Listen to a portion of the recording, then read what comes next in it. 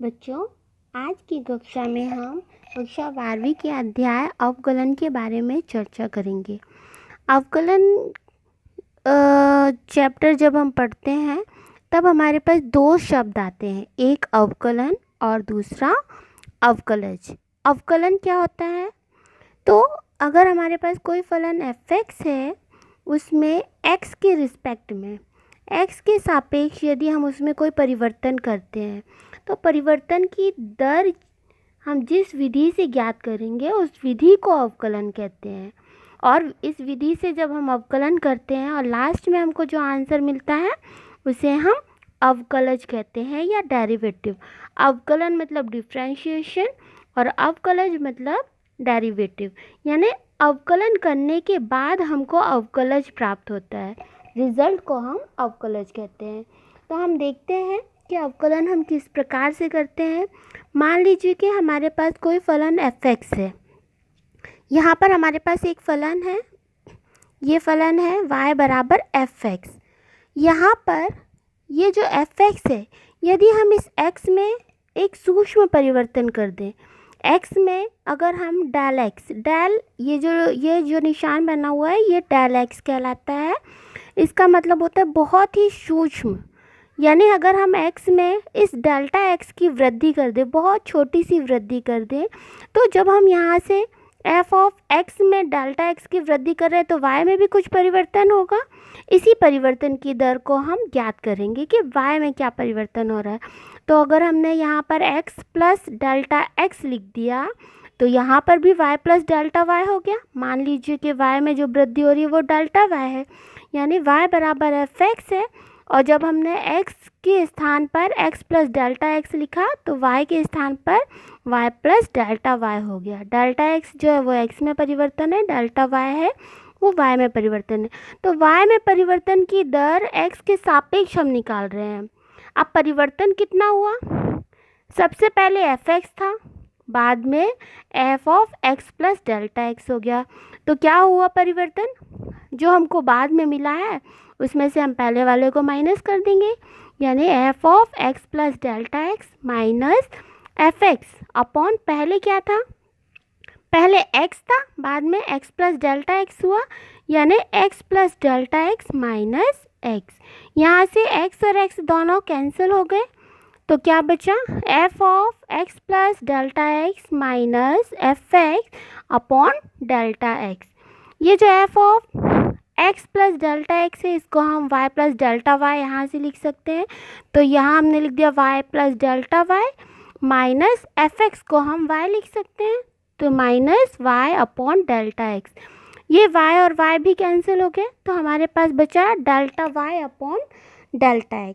अतः x के सापेक्ष y में परिवर्तन की दर delta y upon delta x बराबर f of x plus delta x minus f of x upon delta x। यदि अगर हम यहाँ पर ये जो डेल्टा x है यदि ये शून्य की तरफ अग्रसित है, यानी अगर हम इसमें लिमिट लगा दें और इस लिमिट का अस्तित्व हो, तब हम इसे कह सकते हैं limit delta x tends to 0 delta y upon delta x बराबर limit delta x tends to 0 f of delta x minus f(x) upon delta x। और ये जो अगर इस लिमिट का अस्तित्व है तो ये जो हमको प्राप्त हुआ है इसे हम कहते हैं डेरिवेटिव या अवकलज, और इस पूरी प्रोसेस को हम कहते हैं अवकलन। अब ये जो limit delta x tends to 0 delta y upon delta x है, इस पूरे को हम लिख सकते हैं dy अपॉन dx, यानी हम कह सकते हैं dy अपॉन dx बराबर limit delta x tends to 0 f of delta x minus f(x) upon delta x। Delta x को हम h से भी व्यक्त करते हैं, और अगर हमने इसे h लिख दिया तब हम इसे कहेंगे dy बाई dx बराबर limit h tends to 0 f of x plus h minus f(x) upon h। ये जो हमें प्राप्त हुआ है इसे हम कहते हैं अवकलज, और इस पूरी प्रोसेस को हमने कहा अवकलन। इसे हम प्रथम सिद्धांत भी कहते हैं अवकलन का। यानी किसी फलन का अवकलन का मान ज्ञात करने की संक्रिया को हम अवकलन करना कहते हैं। और अवकलन करने के बाद हमको जो रिजल्ट मिलता है dy/dx, इसे हम कहते हैं अवकलज। ये जो dy/dx है, इसे हम f' भी लिख सकते हैं, यानी f' बराबर limit h tends to 0 f of x plus h minus fx upon h।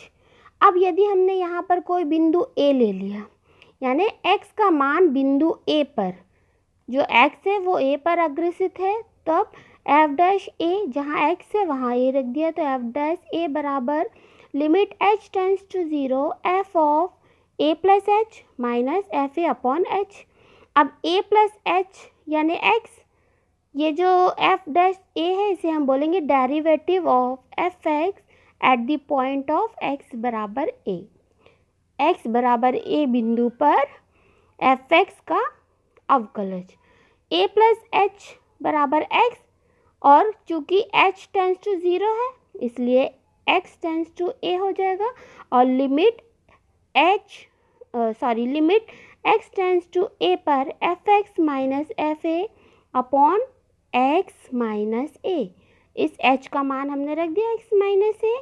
इसी प्रकार अब हमें कुछ फॉर्मूले निकालने हैं। तो हम सबसे पहले देखते हैं कि यदि हमारे पास कोई फलन है x की घात n, इसका हमको अवकलन करना है। अवकलन करना है तो हम प्रश्न ये आ सकता है कि प्रथम सिद्धांत से अवकलन का जो प्रथम सिद्धांत है उससे सिद्ध कीजिए कि x की घात n बराबर n x की घात n minus 1 for all n belongs to q के लिए। तो मान लेते हैं कि y बराबर x की घात n है, y बराबर fx होता है x की घात n। तब हम क्या करेंगे dy/dx बराबर d अपॉन dx और x की घात n। इसे हम प्रथम सिद्धांत से लिख सकते हैं limit h tends to 0 f of x plus h minus fx upon h। इसके जस्ट पहले हमने देखा कैसे लिख सकते हैं। अब लिमिट h टेंस टू 0 लगा दिया, और f of x plus h का मान कितना हो जाएगा, जहाँ हमारे पास यहाँ जैसे यहाँ x है, x के स्थान पर हो जाएगा x प्लस h, तो ये हो गया x प्लस h की घात n माइनस x की घात n अपॉन h। अब द्विपद प्रमेय से हम इस x प्लस h का प्रसार कर देते हैं। द्विपद प्रमेय हमने कक्षा 11वीं में पढ़ी है, तो जब हम इसका प्रसार करेंगे तो ये हो जाएगा x की घात n प्लस nc1 x की घात n minus 1 into h plus nc2 x की घात n minus 2 into H square plus dash dash plus last वाला पद क्या बचेगा h की घात n, और माइनस ये वाला, ये जो लास्ट पद है हमारा x की घात n, ये बचा अपॉन h। हम देख रहे हैं कि जब हम ये कोष्टक खोलेंगे तो ये x की घात n ये वाला और ये लास्ट वाला दोनों कट जाएंगे।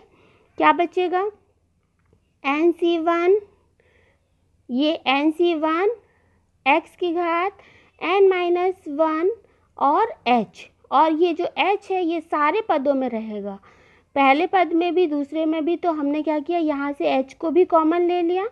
जैसे ही हमने h को कॉमन ले लिया, एक h हमारे पास नीचे वाला h और ऊपर वाला h कट गया, और इस प्रकार से d अपॉन dx x की घात n बराबर हो जाएगा nc1 x की घात n माइनस 1। बाकी ये सब पद क्या हो गए, 0 हो गए, और यहाँ बचा n x की घात n माइनस 1। लिमिट रखने पर सारे पद 0 हो जाएंगे क्योंकि h का मान 0 है, तो बस ये वाला पहला पद बस बचेगा जिसमें h नहीं है, बाकी सारे पद 0 हो गए। और इस प्रकार से हमने निकाल लिया कि d अपॉन dx x की घात n बराबर होता है n x की घात n माइनस 1। आइए कुछ उदाहरण देखते हैं हम। जैसे अब यहाँ पर हमको प्रश्न में दिया है पहला उदाहरण x की घात 5, इसका हमको अवकलन करना है। तो x की घात 5 क्या होता है, अगर हमारे पास x की घात n होता है तो होता है n x की घात n माइनस 1। तो ये हो जाएगा 5 एक्स की घात 5 माइनस 1, 5 में से 1 घटाएंगे तो 4 बचा। एक्स की घात 5/2 है, फिर हमने इसका अवकलन करेंगे तो 5/2 एक्स की घात 5/2 माइनस 1, इसमें से इसको घटा देंगे 5/2 में से 1 को, तो ये बचेगा 3/2।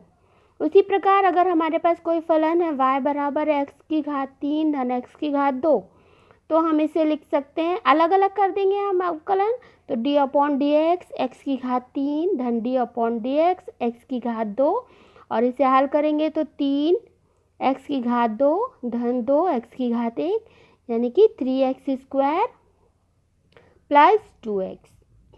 अब यदि हमारे पास कोई अचर संख्या है जिसका हमको अवकलन ज्ञात करना है, यदि f(x) बराबर a कोई अचर है, तब dy/dx बराबर d/dx इंटू a, और ये जो अचर है, अचर में तो कोई परिवर्तन नहीं होगा, तो limit h tends to 0 f of x plus h minus fx/h, यहाँ पर x प्लस h के स्थान पर a आएगा क्योंकि परिवर्तन तो कुछ होगा नहीं, और दूसरा fx के स्थान पर भी a, और a माइनस a मतलब 0, और इस तरीके से dy/dx बराबर 0। यानी हम कह सकते हैं यदि हमारे पास कोई अचर संख्या है तो उसका जो अवकलन है, अवकलन करने पर हमको जो अवकलज प्राप्त होगा वो 0 होगा, का डेरिवेटिव 0। अब एक एग्जांपल देख लेते हैं, जैसे 2 का हमको अवकलन करना है तो dy/dx 2, और ये तो अचर है इसलिए ये 0 हो गया।